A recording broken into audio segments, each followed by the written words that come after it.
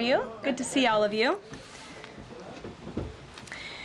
What we've witnessed President Trump accomplish over the last few days has been nothing short of remarkable. We are now 3.5 years into the war between Russia and Ukraine, a brutal conflict that has claimed hundreds of thousands of Russian and Ukrainian lives and cost trillions of dollars. The weakness and incompetence of Joe Biden foolishly allowed the killing to start in the first place. Until President Trump returned to office in January, the bloody and broken Biden status quo was to endlessly force American taxpayers to fund Ukraine no matter the cost, no matter how long it takes, and no matter how many lives were lost. There is no denying that Biden's America Last foreign policy moved the world further away from peace. President Trump rejected that failed approach, and instead, over the last 7 months, has relentlessly pursued peace throughout his second term. And thanks to President Trump's efforts, we finally have movement after years of deadly gridlock. On Friday, as you all know, many of you were there, President Trump hosted Russian President Vladimir Putin in Anchorage, Alaska, for a bilateral meeting. This was the first time President Putin has been to the United States since 2015, and the first time he has met with an American president in years. President Putin publicly confirmed what President Trump has said all along. The war between Russia and Ukraine never would have started in the first place if President Trump were in office. This was always obvious to any person with a shred of common sense. Just look at what took place during the last 4 administrations. Under George W. Bush, Russia invaded Georgia. Under Barack Obama, Russia took Crimea. Under Joe Biden, Russia invaded Ukraine. But under President Trump, Russia did not invade nor take anything. President Trump is the only president this century, Republican or Democrat, who has held Russia in check and ensured peace in Europe. That's because Russia has always greatly respected President Trump and his peace through strength foreign policy approach.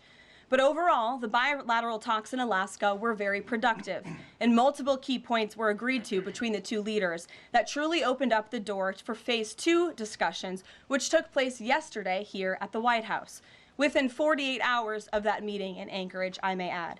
As you all know, there were many European leaders here, as well as Ukrainian President Zelenskyy. They all traveled here to meet with President Trump to maintain the momentum and work toward a lasting peace. Across the board, every leader credited President Trump for his decisive leadership that has reignited the dialogue in hopes of finally bringing this war to a peaceful conclusion. 2 quotes in particular capture the progress that was made and the optimism moving forward. Finnish President Alexander Stubb said, "I think in the past 2 weeks, we've probably had more progress in ending this war than we have had in the past 3.5 years. Again, that is the president of Finland, a country that shares a border with Russia. That's what we call the President Trump effect. NATO Secretary General Mark Rutte also summed it up well. Without President Trump, this deadlock with Putin would not have been broken. He is the only one who could do this." Following the encouraging conversations yesterday, President Trump spoke with President Putin by phone, and he agreed to begin the next phase of the peace process, a meeting between President Putin and President Zelenskyy, which would be followed, if necessary, by a trilateral meeting between President Putin, President Zelenskyy, and President Trump. As the president said, Vice President Vance, Secretary Rubio, and Special Envoy Witkoff will continue to coordinate with Russia and Ukraine to make this happen as soon as possible. It's very important to remember that before President Trump's landslide victory last November, there was no end in sight to this bloodshed. Now, there may finally be light at the end of the tunnel and an opportunity for lasting peace. That's because President Trump is the peace president, and American leadership is back on the world stage. It should not be lost on anyone in this room that world leaders are coming right here to Washington, D.C. for help. While previous presidents have traveled halfway around the world to apologize for America, President Trump stands up for America, and he has firmly restored America's status as the undisputed leader of the free world.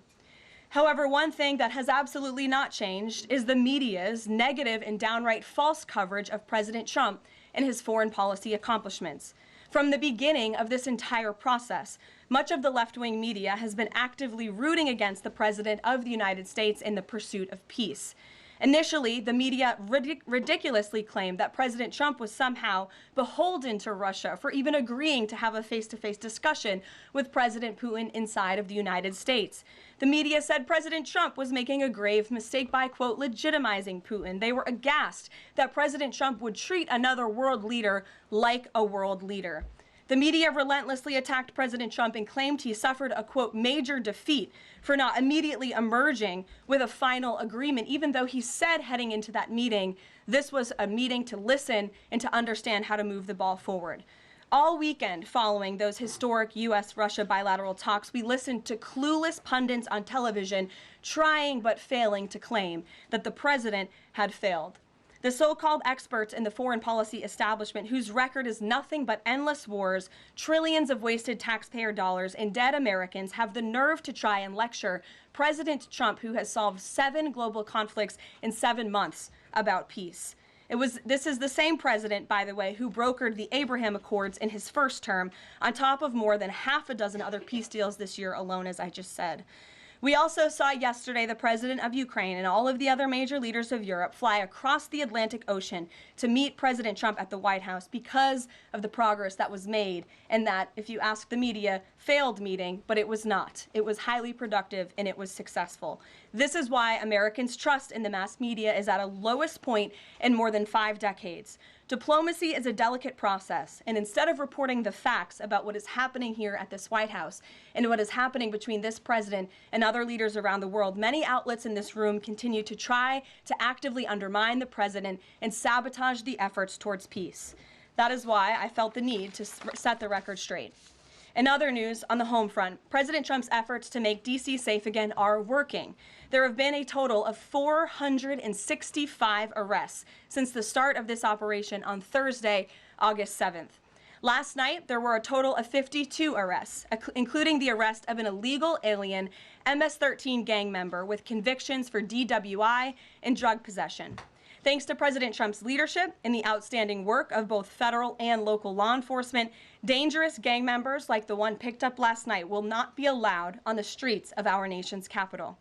Other arrests last night included assault with a deadly weapon for stabbing, parole violation for robbery, murder, outstanding warrant for attempted murder, assault on federal law enforcement officer, and felony assault. 4 more homeless encampments were also removed during yesterday's reporting period. To date, a total of 48 homeless encampments have been cleared in Washington, D.C. by multi-agency teams. MPD patrol units are actively working with city officials to locate and clear additional encampments and remove homeless residents off of Washington's streets. And despite fake narratives from the media, again, a significant number of the arrests have been in high-crime areas of D.C. In fact, nearly half of all of the non-illegal alien-related arrests have occurred in wards 7 and 8, the 2 wards that have the highest number of violent crime, as well as homicides and assaults with dangerous weapons last year. So while Democrats continue to coddle violent criminals, President Trump and this administration are focused on putting them behind bars and unapologetically standing up for the safety of law-abiding American citizens. And the White House will continue to provide all of you with the results of this operation in the days ahead.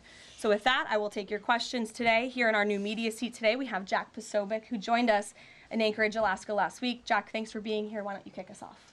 Karoline, thanks so much. So a couple of questions regarding the status of these peace talks. Obviously, we saw the President and President Putin there in Anchorage. We saw the world leaders here yesterday with this summit. We've heard phrases like coalition of the willing. We've also heard Article 5-like guarantees. When it comes to the security guarantees, what is the current status of that? I know the President earlier today mentioned boots on the ground would be UK, France, Germany possibly, but unequivocally said no U.S. troops on the ground, but U.S. coordination. Can you elaborate on that, and what would the red lines be? Sure. Well, you got to the heart of what I was going to say to all of you today on security guarantees, which is the President has definitively stated U.S. boots will not be on the ground in Ukraine, but we can certainly help in the coordination and perhaps provide other means of security guarantees to our European allies. The President understands security guarantees are crucially important to ensure a lasting peace, and he has directed his national security team to coordinate with our friends in Europe and also to continue to cooperate and discuss these matters with Ukraine and Russia as well. Karoline, now, have the Russians responded at all? I know we spoke with President Putin last night. What has been their response? Because we've heard some reports from the Kremlin and others saying they're unequivocally against NATO troops on the ground. Well, look, the president continues to have these conversations with both leaders. Those conversations took place in Anchorage, Alaska, again yesterday with the Europeans and President Zelenskyy, and he has directed his team to come up with a framework for these security guarantees that can be acceptable to help ensure a lasting peace and end this war. And then just last question real quick on this. Regarding some of the funding, we're hearing questions about another round of weapon sales or possibly a round of U.S. purchases of Ukrainian drones. Will that money be funded by the U.S. taxpayers? Are we finally going to see an end to the U.S. taxpayer-funded, seemingly endless mandate for these foreign wars? Well, the president is very sensitive to the needs of the American taxpayer, and immediately upon entering office back in January, he made it very clear that we're not going to continue writing blank checks to fund a war very far away, which is why he came up with the very creative solution to have NATO purchase American weaponry, because it is the best in the world, and then to backfill the needs of the Ukrainian army and the Ukrainian people and their military. So that's the solution the president has came up with. We'll continue to see that forward. As for any additional sales, I'll have to defer you to the Department of Defense. Thanks so much. Thanks, Jack. Kelly. What has President Trump learned that tells him that Vladimir Putin would be willing to make a deal for him, for President Trump? Well, the president has learned a lot, which is part of the reason he opened up this dialogue. The previous administration, who oversaw the beginning of this war, refused to talk. And President Trump has always said, in order to learn, in order to move the ball forward with diplomacy and towards peace, you have to have open dialogue. And so that's why the president has had several conversations by phone and, of course, an in-person meeting last Friday with President Putin. He also has talked to President Zelenskyy dozens of times, had him here at the White House yesterday, and he's understanding what both sides want, what both sides are going to have to give up. And he has always said, in order to get a good deal, both sides are going to have to walk away a little bit unhappy. So he continues to learn a lot throughout these conversations, which is why we've seen progress from both sides. And I would also just add, when it comes to learning and moving the ball forward, look at how both Russia and Ukraine have actually talked directly for the first time in many years, thanks to the efforts of this president and this administration. Specifically for President Trump, though, what do you think Putin's motivation is to try to do something for President Trump, as opposed to just resolving the conflict? I think, as I just spoke to in my opening remarks, Kelly, Russia and all countries around this world actually respect the United States again, and the president is using the might of American strength to demand that respect from our allies, our friends, our adversaries all around the world. And we've seen that not just lead to progress with Russia and Ukraine, but also we've seen it in the closing of 7 global conflicts around the world as well. We've seen it with the release of hostages in Gaza. You've seen it with the end of the conflict between India and Pakistan, which could have resulted in a nuclear war if we had not had a president who believed in the strength and the leverage that comes with the job of being the President of the United States of America. Rachel. Thanks, Karoline. Heading into Alaska, a lot of the focus in the talk was on this trilateral meeting between these 3 leaders. Can you explain how this went from a trilateral meeting involving President Trump to now the focus being on this bilateral meeting without the president first? Well, look, the president has spoken to both leaders about this, and both leaders have expressed a willingness to sit down with each other. And so our national security team will help both countries do that. Ultimately, the president has always said that there are areas of disagreement in this war that will have to be discussed and decided upon by these 2 countries. And so he wants these 2 countries to engage in direct diplomacy. He's said that from the very beginning, which is why he's agreeable to the idea of having President Zelenskyy and President Putin get together. And I understand accommodations for that meeting are underway. As soon as we hear more details, we'll be sure to let all of you know. And just a quick follow-up. We know as of right now there is no ceasefire in place. We've seen Russia continue its attacks on Ukraine. What indications is the president getting from Putin that he wants to have this meeting with Zelenskyy soon? Because he spoke to him directly yesterday. And he expressed that Haley, sooner rather than later. He spoke to that directly yesterday, and the president put that in his statement that he gave to all of you, the news media, knowing you'd be asking following that conversation in the effort of transparency. Haley. Hey, thanks, Karoline. You made clear no U.S. boots on the ground. Is the president considering U.S. boots in the air as a form of a security guarantee? Look, that was something the president mentioned on his interview this morning. It is an option and a possibility. I won't certainly rule out anything as far as military options that the president has at his disposal, I'll let him do that. I can tell you he's definitively ruled out boots on the ground. Sure. Thanks, Caroline. Just about the possible venue for the talks. Can you confirm that Putin suggested Moscow as a venue for the bilateral talks? And if so, doesn't that indicate that Putin is perhaps not serious about this, that he's suggesting a venue that there's no way that Zelenskyy is going to go to?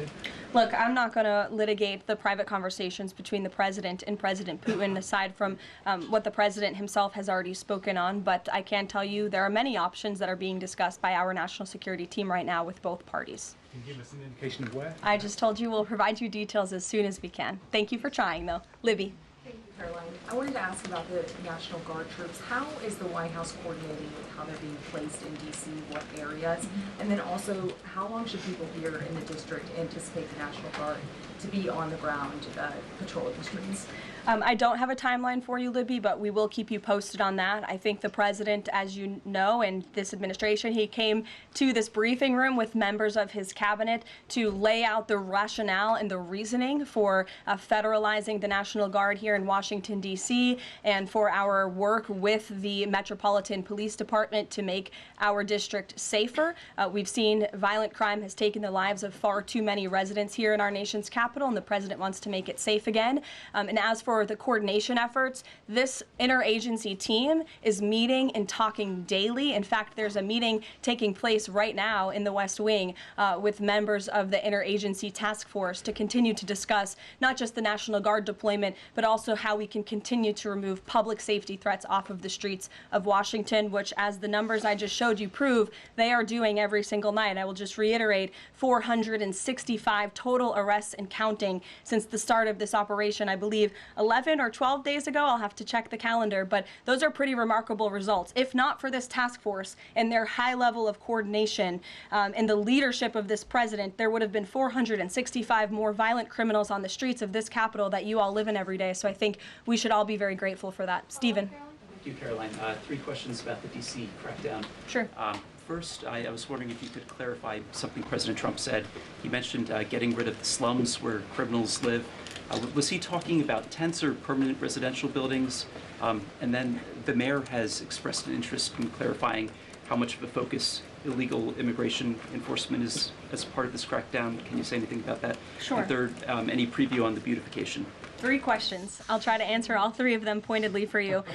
First, when it comes to what you said, and the president said, the slums of Washington, D.C., he's referring to the most dangerous communities, neighborhoods, and streets in this city where, unfortunately, violence has ravaged these communities and taken the lives of, again, far too many law-abiding D.C. residents. We know on July 5th of this year, just more than a month ago, a 3-year-old beautiful young girl was shot and killed in her car with her family in one of these communities, which is why there has been a surge, despite what many of you have been falsely reporting. And I believe it was the Washington Post who put out a map claiming it to be fact-based when it was just based on, I don't know, accounts that they've heard on the street, not actual statistics and data. So we went and reconfigured the numbers, and as I said, nearly half of all the non-illegal alien-related arrests have occurred in wards 7 and 8 in the District of Columbia, where we know, excuse me, there's the highest rate of crime. So we'll continue to do that. And what was your second question, Stephen? Legal immigration,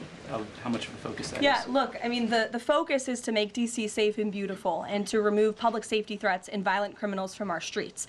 If federal law enforcement, with the help of the Metropolitan Police Department, come across illegal aliens, of course, we are going to abide by this administration's policy of law and order, and we are going to remove illegal criminals from our nation's capital. They will be detained and deported, just like they are in every other community across the country. Kristen.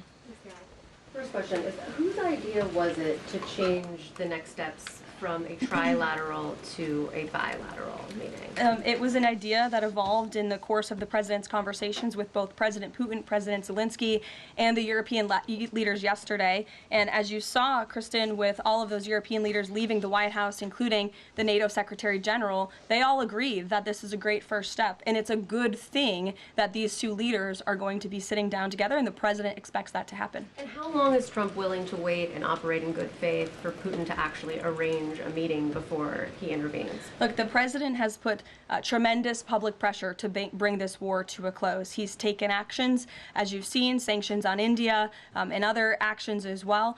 He's made himself very clear that he wants to see this war end, and he has scoffed at the ideas of others that have been raised that we should wait another month before any meeting takes place. The president wants to move, and he wants to bring this war to an end as quickly as possible. Just a clarification on Sean. something you said earlier about Putin agreeing to the meeting. The Kremlin seemed to indicate that Putin did not firmly agree to a bilateral. Did he agree to have a sit-down with just Zelenskyy on the phone? I can assure you that the United States government and the Trump administration is working with both Russia and Ukraine to make that bilateral happen as we speak. Sean. Hey, if the point is to get everybody on the same page, why wouldn't Trump just take the call from Putin while the other leaders were in the room? He said it would be disrespectful to do that. But why is it disrespectful? With all due respect, only a reporter from the New York Times would ask a question like that, Sean. The president met with all of these European leaders at the White House 48 hours after sitting down with President Putin on American soil. In fact, there was so much progress in the readout that was given to these European leaders immediately following his meeting with President Putin that every single one of them got on a plane 48 hours later and flew to the United States of America. And if I could just read for all of you some of the statements from those European leaders yesterday, you had President Zelenskyy himself saying it was a very good conversation. It was really good. We spoke about very sensitive points. The Secretary General, Mark Rutte, it was the president, only because of the president, that this deadlock was broken, but with President Putin by starting a dialogue. So these leaders, who this war is in their backyard, are very grateful that the president took that call and that he was there to provide them with a readout of Russia's thinking on this, something that was not done by the previous administration at all. Catherine. Thank you. Is the White House looking at Budapest as a possible location? I'm not going to confirm or deny locations. We'll provide you with details as soon as we can. Just following up on Kristen's question, I understand that the White House is working and allies are working to make this meeting happen, but did Putin promise to do a meeting with Zelenskyy, a direct meeting, in the coming weeks? He has, and I just answered that question for you. Franco. Thanks. I just want to clarify. So you are saying that President Trump is considering U.S. pilots and U.S. aircraft potentially supporting European or Ukrainian forces? The president spoke to that himself this morning when he called into Fox and Friends, and I would defer you to his answer. You can read it directly yourself. In addition, can I ask, no boots on the ground, Steve Witkoff's talking about Article 5-like security guarantees. Can you talk about what other Article 5-like security guarantees that are being considered if it's not boots on the ground? These are very sensitive diplomatic discussions that are currently taking place literally as we speak. So I will leave it to the national security team, and I'll leave it to the president to have those private discussions with these leaders as we try to bring this war to an end. And can I ask one Mary more? Margaret, go ahead. Thanks, Caroline. Two questions, if that's okay. So on these meetings, I know you said that the trilateral will take place if necessary. Do you think that we might not need the trilateral and that Zelenskyy and Putin might come to this conclusion on their own? And then as a follow-up, I know the president said on Fox News this morning that he's partially seeking peace in order to get to heaven. Was he joking, or is there spiritual motivation behind his peace deals here? I think the president was serious. I think the president wants to get to heaven, as I hope we all do in this room as well. Annie. Thanks, Caroline. I'm just shifting gears to the Department of Justice for a minute. Can you walk us through why another deputy FBI director was named? Does Trump have any displeasure with how the FBI has been being run to date? And then I have a question about the antitrust division. No, Andrew Bailey is extremely qualified. As you know, he's been serving with honor as the Attorney General of Missouri, and he's been brought on as another set of very credible and experienced hands to work alongside the current Deputy Director, Dan Bongino, under the leadership of the Director, Kash Patel, and the Attorney General, Pam Bondi. And the FBI has been doing a tremendous job. We've seen their agents out on the streets as part of this interagency task force here in Washington. But the crime that they've been stopping here in Washington, they've been doing this for 7 months all across the country. In fact, there's been 19,000 arrests by the FBI nationwide. That's more than double double last year in the same time period. Of those, 1,600 arrests were for violent crimes against children. 4,000 child victims have been rescued by this FBI under this current leadership. 1,000 arrests from investigations of foreign terrorist organizations. There's been 1,500 kilos of fentanyl seized. 6,300 kilos of meth have been seized, and 3 of the top 10 most wanted have been arrested so far. Not a single one of the individuals on the top 10 most wanted list were arrested under the previous administration. We've arrested 3 in 7 months. So when you're actually working and enforcing law and order, you need all hands on deck. And so we look forward to welcoming Andrew Bailey to this new post. Jackie. I have a quick question about Roger Alfred, who's a former DOJ official. He gave a speech in Aspen yesterday where he said that senior DOJ aides are cutting deals with favored lobbyists. I'm wondering if the president has any concerns at all with the way the antitrust division is working. I have no idea who that individual is. I don't know why he made those comments. I don't know what basis he's making those comments on. My instinct tells me it's not true, but we will definitely look into them and I'll get you a response. Thank you, Caroline. Jackie. Thanks, Caroline. Since the president often says that this war would not have started if he were in office, and True. and Putin confirmed that. It's true. Do you accept that as true? The Probably. European leaders do. Well, And President Putin himself said that, by he the way. did say that. The question I have, though, is what is the president going to do to ensure that these security guarantees last beyond him into the time when he is no longer president? And does that have to involve Congress at all? Well, he understands the need for that, which he spoke to yesterday. And what's he going to do? It's why he's engaging in so many talks and so many conversations with both sides of this war with our European allies. It's why on the way home from Anchorage, Alaska, very late at night, when I know many of you on the press plane were sleeping and many staff were sleeping, the president himself was still awake at 2 o'clock in the morning talking to European leaders and NATO about how we can ensure a lasting peace and bring this conflict to an end. He has expended an incredible amount of time, energy, and effort into bringing this war to an end, and he remains determined to do that. Also, can Go I ask ahead. you about the Go ahead. Thank you, Caroline. DC crime? Sure, Jake, and then to your right. All right. Thank you, Caroline.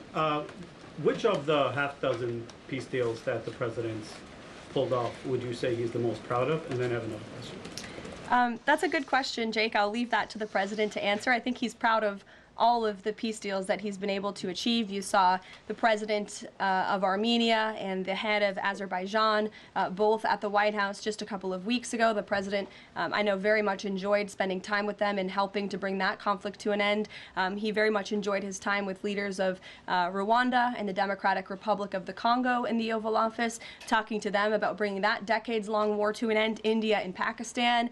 He used trade in a very powerful way as leverage to bring that conflict to an end. So I know he's very proud of all of these achievements, and I know he's very honored to serve as the President of the United States and to restore peace around this world. Go ahead. So you mentioned Armenia and Azerbaijan. That's a conflict that, I spent time in the Southern Caucasus covering that. And, a conflict of over 30 years, and he resolved it in just a couple of months. Mm-hmm. Are there other conflicts that the president's working on right now that are off the radar screen that we should be tracking?